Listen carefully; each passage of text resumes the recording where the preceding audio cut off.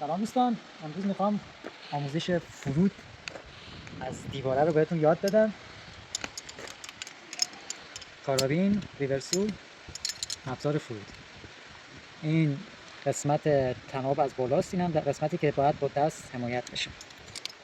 اول کارابین میندازیم، دست حمایت شونده از تو این رد میشه.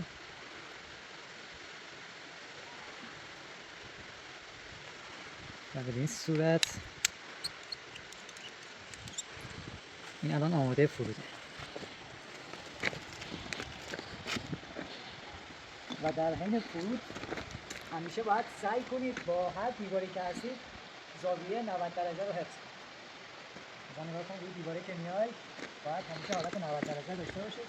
این دست واسه تعادله. این دست به هیچ عنوان نباید رها بشه. چون این دست ترمزتونه. و به آرومی نگاه کنید روی هر دیواری که وایسید به این راحتی میتونید فرود بیارید.